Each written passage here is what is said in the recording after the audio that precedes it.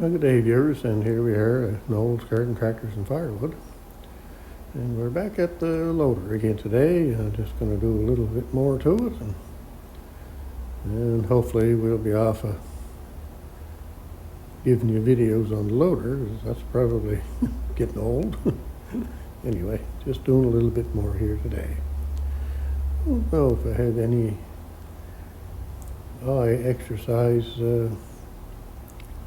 diagrams here or not. I don't think there is, so there's just a white wall there, so I'll have to maybe look around and see if I can find anything. Need my eye exercises. So we're going to try and fix up the Kwik Way sign here today a little bit, and I'm going to try and like these little spots here, some here, this one here, and this in here, in the black. And then I have some white to go into here, there, and there, down in there. These two little spots in here and there. So we're going to see if we can touch it up a little bit just to make it look a little better. Anyway, probably nobody would notice that it's like that, but I kind of like doing this kind of stuff, so that's what I'm going to try and do. And we'll take another picture of it when we're done with it. All right, there's the Kwik Way sign all fixed up. Isn't that nice looking? I'll get you a little closer, I guess. Anyway, that turned out all right. Like I say, standing back here, you'd never know I fixed it up. Like I say, nobody's going to be looking at it in a show or nothing, so it's just for our own personal thing. Yeah, so there we go. Now she's looking pretty good. It's not a show tractor, it's not a show loader. It's going to get dirty, but anyway, that's kind of good looking. Nobody but my son and I will see it anyway, so there we go, all fixed up. Now, next thing I'm going to do is a little bit of black paint on the brush and just kind of do up some of the little things I missed yesterday, and there's some down there I want to do. I kind of got carried away yesterday with the spray can down there and ended up getting spray over the orange a little bit. So there you go, trying to rush and do something, and you always get in trouble, don't you? So anyway, I'll take to the brush to that and fix that up too today. So we'll move along here. I'll get the black paint going, I guess. All right, I guess I'm pretty well done for now. There might be a little more down the road, but I think I had my fill, I think, so. Anyway, there's, I don't know if I showed it or not, there's the Kwik Way sign kind of fixed up. And that looks not too bad. Like I say, from a distance, you'd never know. And of course, I got carried away with the chrome paint. I kind of did the end of the fittings a bit, so. There we go.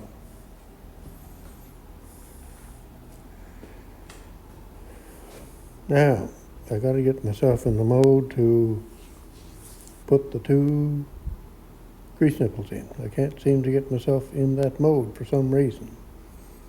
Anyway, I'll try that next. All right, I got myself in the mode of doing this, so it's going a lot better than I was planning or hoping or whatever. So that's the grease nipple I'm using, and that thread is a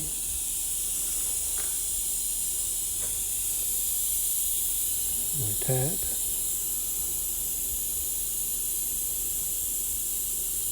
and that is a 1/4 28 thread National Fine is what I'm using for that nipple. Now, there's different sizes, of course, nipple threads. So that's what I'm using for that one. So it works good.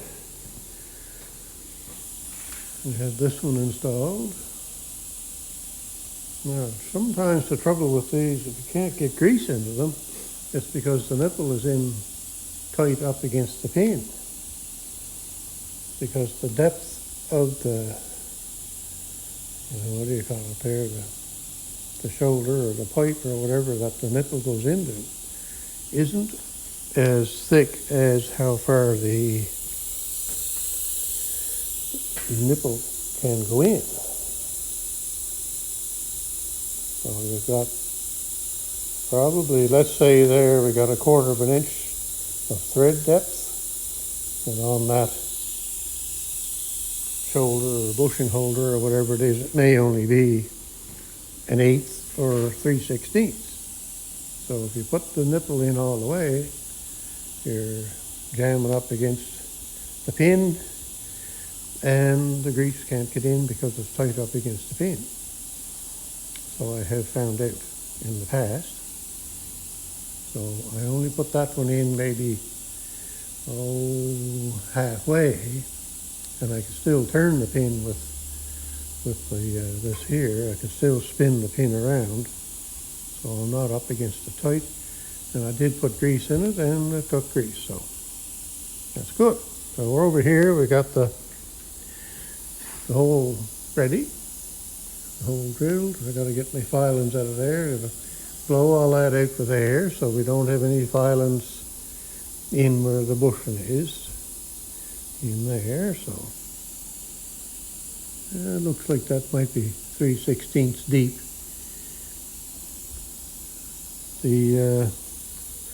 I don't know how much there's really on that nipple, but that's 1/4 inch or so more in length to screw in, you know. Anyway, I'm moving along like a herd of girls. So. Oh yeah, there's some eye exercises things. Don't be looking at them; they're bad for you. All right, so we got number 2 in, and went a lot easier than I expected. I thought I'd have trouble getting the pins back into once I drove that out. I figured I'd have trouble getting it back in and have to lift the loader bucket up a bit or something to get it in. It went pretty good, so that's great. A lot easier than I was thinking it was going to be. So there we go. We got our what do you call that? Replacement or readjusted or new spot for those. Those are going to be a lot easier to grease and to fix if I have to ever do anything with them. So another thing I did was, of course, I had to put a little bit of goop on the threads of the nipples because you can't put the nipples in all the way to tighten them up, so because they'll bottom out on the pin. So they're not in that far, so that's a little help maybe to hold the nipples in, maybe. Now, another little thing that I do, always clean the threads on your tap or die when you are done, and you want to put it away so that when you go to use it the next time, it's all clean and has no dirt or filings or grit or anything on them. Now for this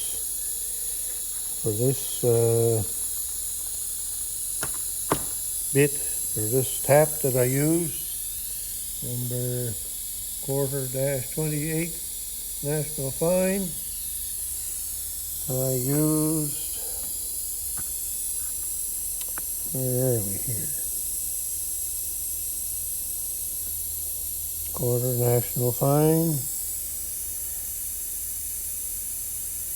I used a 7/32 bit to drill the hole. So that all worked out great. So Anyhow, all right, so pretty well done of what I want to do to the loader. I did put grease in both of those, and they both take grease, so that's good. So she's ready for a little bit of work now. A little bit of work now. And so what's today's mission is going to be after I have a little bit of a snack somewhere is I think you've heard me mention about the green thing. Now the green thing is a lawnmower. It's just a tin lawnmower tractor, not a garden tractor. And the son is upset because, well, not really upset, but he's upset that he doesn't have anything ready to cut the grass. So his MF8 that he's been using has got a little trouble with the belt between the drive part from the engine to the pulley on the deck. Well, it's an old belt that had been on the deck, so it's hard to know how old it is. It could be 50 years old. Anyway, it must have stretched or something is going on, and it cuts grass fine, but the pulley or the belt keeps coming off the pulley. So anyway, he's got to get that fixed. The MF16 that he normally cuts the grass with is still not out of its storage spot, and it needs to have its hydrostatic oil changed. So that's got to be done before. It needs to be done, so. And it's got to be done before grass cutting, so. So the green thing, like I say, I couldn't remember. I still can't remember where the green thing's deck is. And I thought maybe it was on it, and I asked the son to look, and he went and looked at the tractor. Sure enough, the deck is not on it. I said, all right, so where would the deck be? Holy cats, we're bad for doing that kind of stuff. Anyway, I couldn't even figure out if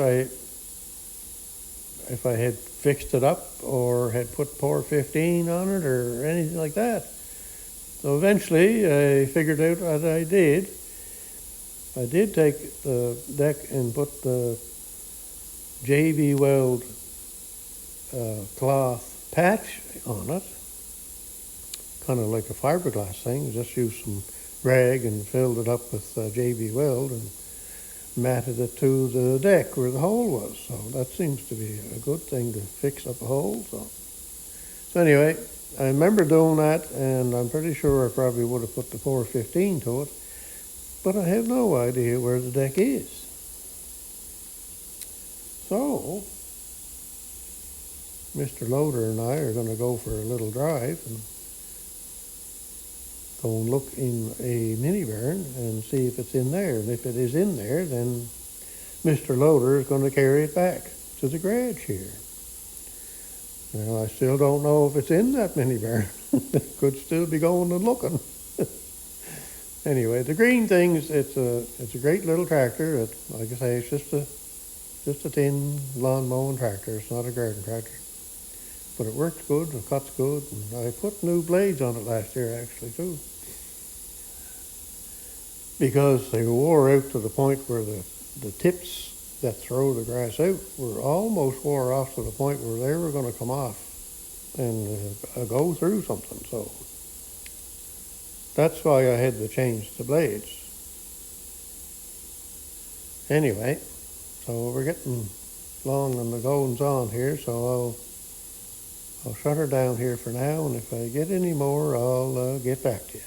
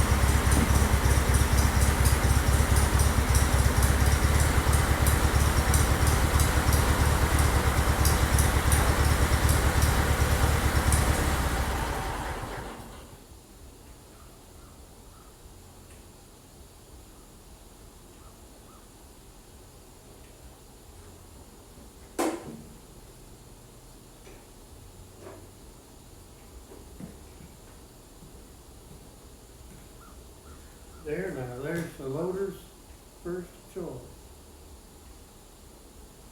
My son and I didn't even know where this deck was. I had to go searching for it.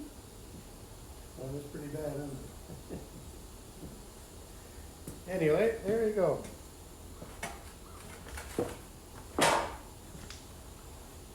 That's just how easy it is to move a deck around. Although it's not that heavy, but still. And to get it from over where it was over to here would have been, well, I guess the fellow could have taken a trailer and thrown it in a trailer, I guess. But anyway, that's going to be a handy machine, that. Because there's another 50-inch deck that's got to come out of the same place. And that's got to go on kablooey. So there we go. There's our first job done. And works great.